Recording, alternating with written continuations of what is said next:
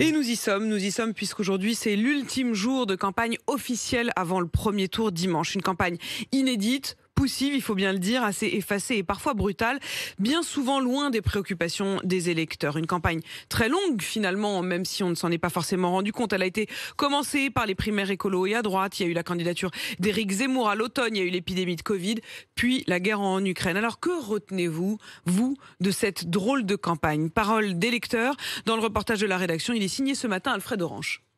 Sur l'impression générale, il y a un peu une sensation de bâclé. Benjamin en veut pour preuve le refus de confrontation du président candidat. Ce qui est le plus intéressant, c'est les débats, et pas seulement de parler seul. Macron, qui était candidat, n'a pas débattu. Ça a été quand même assez dommage. Et puis sur la forme, il y a aussi ce rendez-vous manqué qu'Éric garde en mémoire. Il y a eu le crash de Pécresse à son meeting. Elle ne sait pas s'exprimer, elle a du mal à s'exprimer, cette femme. Pourtant, je pense qu'elle est très compétente. Leïla retient, elle, surtout le fond et l'omniprésence des discours durs sur l'immigration dans le programme de certains candidats. En tant que femme noire, musulmane, ça m'a vraiment choquée parce qu'il y a d'autres sujets sociaux, environnementaux, beaucoup plus importants que se focaliser sur l'immigration. Donc là, je vais surtout voter pour essayer de me protéger parce que je suis française et que j'ai besoin de protection dans mon propre pays. Enfin, il y a ceux qui ne veulent plus en entendre parler, fatigués, comme Philippe, qui ressent une lassitude et je serais content quand ça sera terminé. Et puis, advienne que pourra, on aura le président qu'on aura, puis on verra, on fera avec. Inquiets, amusés ou désabusés, tous savent déjà pour qui ils iront voter dimanche.